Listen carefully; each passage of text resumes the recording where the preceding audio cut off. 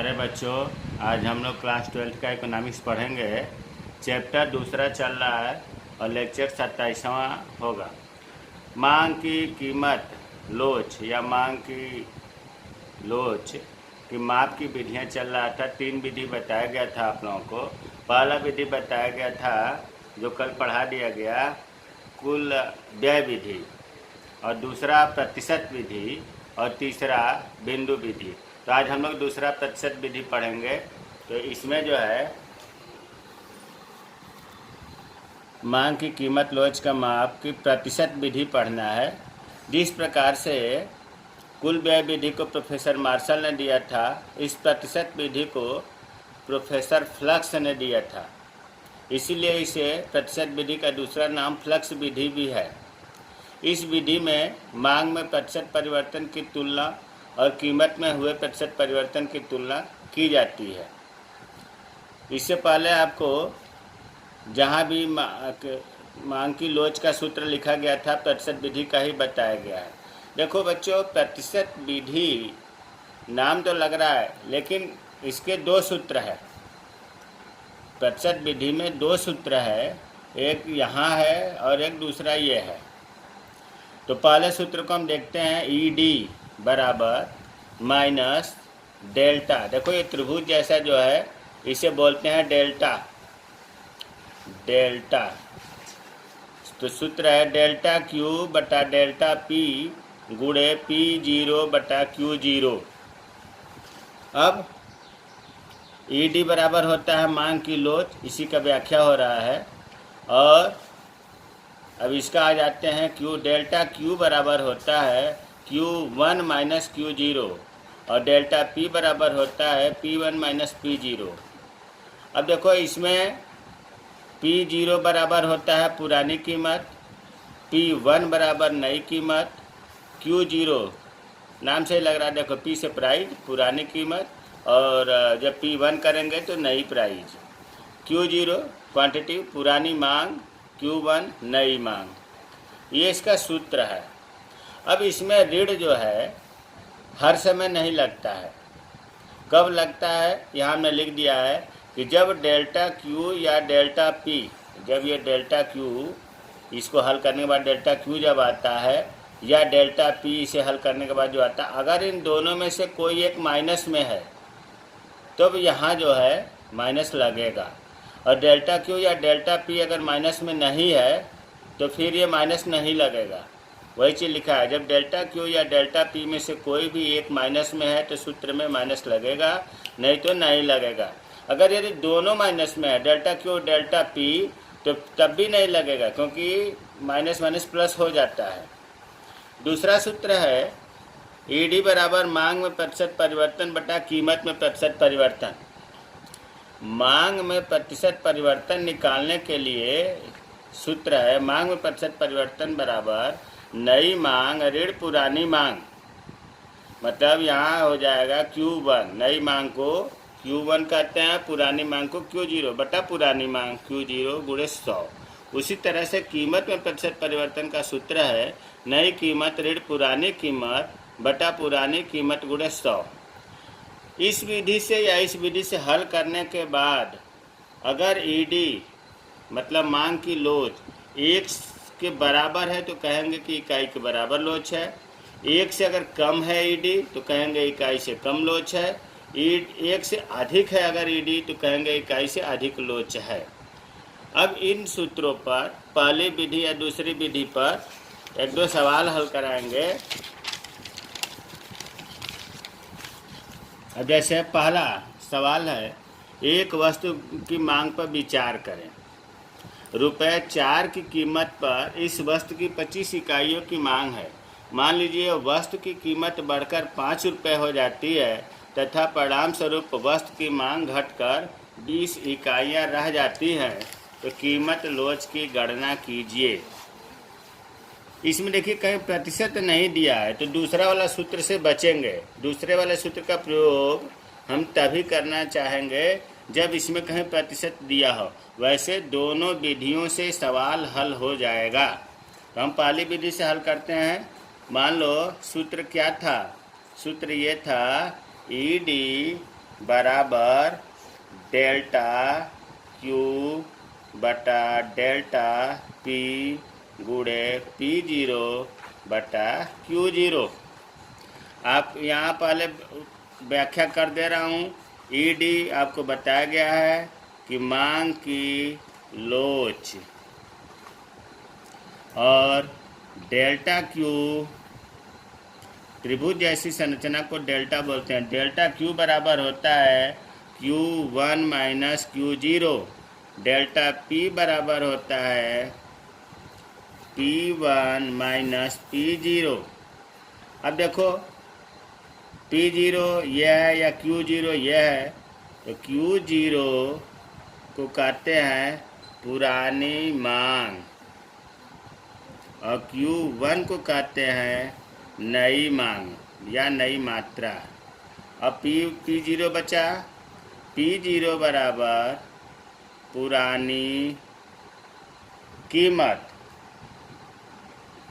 पुरानी कीमत वो छोटा की मात्रा है, और P1 बराबर नई कीमत।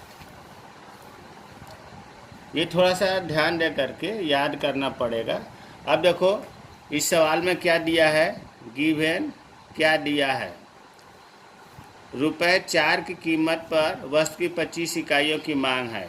मतलब ये पुरानी कीमत है, ये पुरानी मांग है, तो पुरानी कीमत को कहते हैं P0 बराबर 4 और Q0 पुरानी मांग 25। अब मान लीजिए वस्तु कीमत बढ़कर ₹5 हो जाती है। P1 नई कीमत हो गई ₹5 और परिणाम स्वरूप वस्तु की मांग घटकर 20 इकाइयाँ रह जाती है। नई मांग जो हो गई 20। ये दिया हुआ है, गिवन मतलब प्रश्न में दिया हुआ है। अब हल करने से पहले सबसे पहले हम डेल्टा क्यू निकालेंगे। तो डेल्टा क्यू बराबर आपको पता है Q1 माइनस Q0।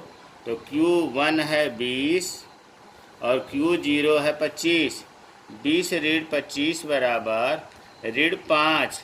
बच्चों देखो 20 संख्या धन में है और 25 संख्या ऋण में है, तो इसमें से नहीं घट रहा है, तो हमने 25 में से 20 तो घटा दिया, 5 आ गया। लेकिन नियम होता है कि जो संख्या बड़ी होती है उसका चिन्ह लगता है, तो ऋण वाली संख्या बड़ी है इसलिए ऋण लगा। अब डेल्टा P निकालेंगे। डेल्टा P का है P1 माइनस P0। P1 है 5 और P0 है 4, तो 1 हो गया। अब सूत्र पर रखेंगे ED बराबर डेल्टा Q। डेल्टा Q आया है आपका ऋण 5 बटा डेल्टा P आया है 1 गुणे P0 है 4 बटा Q0 है 25।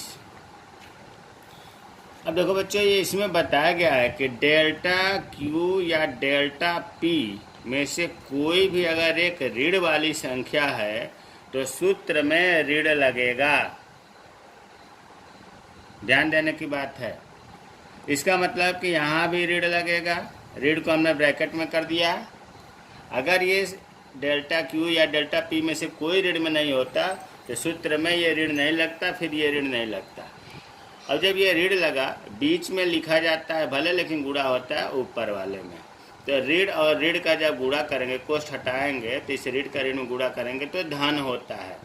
इसका मतलब कि जब इसे हल करेंगे तो 5, ये ऋण हट गया, ऋण से ऋण धन हो गया, प्लस हो गया 5/1 गुणे 4/25 हो गया।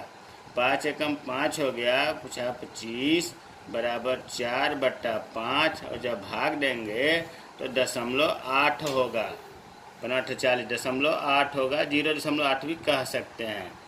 अब जो है देखो ये ED 1 से कम है, दशमलव वाली संख्या 1 से कम होती है, तो हम ये भी कह सकते हैं कि ED 1 से कम है। इसका मतलब कि एक बड़ा है, ED कम है, तो इसको हम इस तरह भी लिख सकते हैं ED <1। ये आपका आंसर हो गया। पहली विधि से सवाल हल हुआ। मांग की लोच या कीमत लोच अगर पूछता है इस विधि से भी, सूत्र से भी हल करा जा सकता है। ले ध्यान ये देना है कि सूत्र में डेल्टा क्यू या डेल्टा पी अगर ऋण में आता है, कोई एक, दोनों आएगा तो नहीं, कोई एक, या तो ये आ जाए या ये आ जाए तो यहाँ ऋण लगेगा। अगर ऋण में नहीं आता है डेल्टा क्यू डेल्टा पी तो सूत्र में ऋण नहीं लगेगा। अब दूसरा सवाल देखते हैं। एक वस्तु की कीमत 10 रुपये प्रति इकाई होने पर एक उपभोक्ता उस वस्तु की 20 इकाइयाँ खरीदता है। कीमत 10% गिरने पर मांग बढ़कर 22 हो जाती है। मांग की कीमत लोच ज्ञात करिए। देखो, इसको भी हम दोनों विधियों से हल कर सकते हैं, लेकिन अगर ध्यान दें लिखा है 10%, तो जब प्रतिशत दिया हुआ है तो हम प्रतिशत वाला सूत्र अगर लागू करें तो ज़्यादा आसानी से निकल जाएगा। इसका सूत्र क्या था? ईडी बराबर मांग में प्रतिशत, ये पीछे बताए हैं फिर भी यहाँ सवाल लिखने से पहले लिखा जाता है, मांग में प्रतिशत परिवर्तन बटा कीमत में प्रतिशत परिवर्तन। ये तो सूत्र हो गया। अब दिया क्या है सवाल में? गिवन क्या दिया है?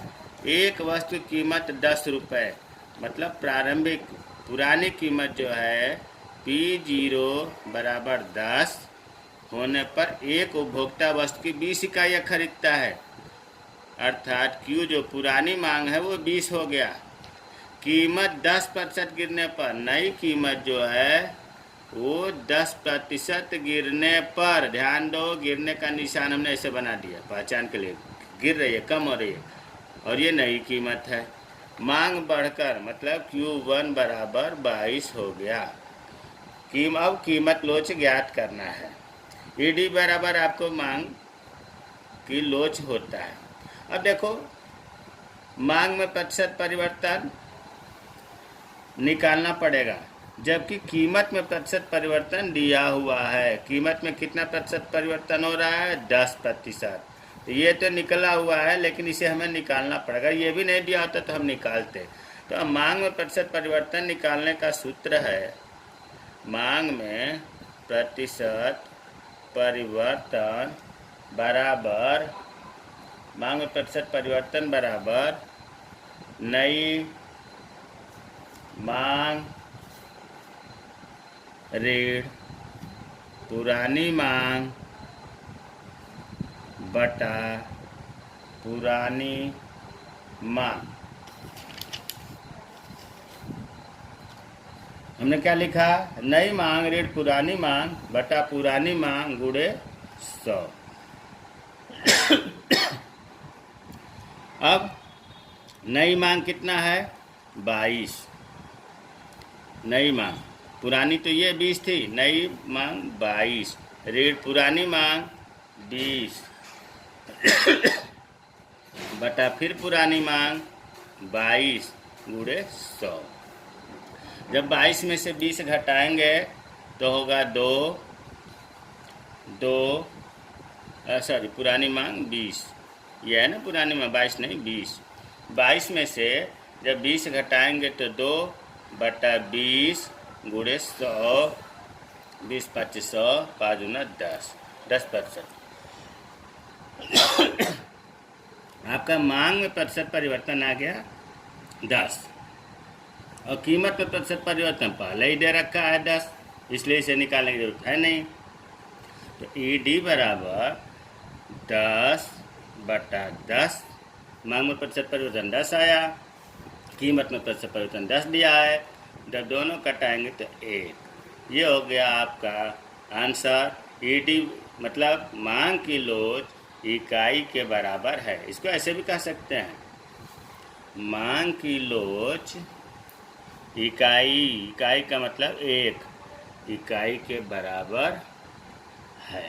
तो इस प्रकार से अगर पूछता है कि मांग की लोच किसे कहते हैं, इसे किसी एक विधि का वर्णन करिए, तो कुल व्यय विधि का वर्णन करिए या प्रतिशत विधि का वर्णन करिए, तो दोनों सूत्र लिखकर दोनों सूत्र की व्याख्या हो जाएगी।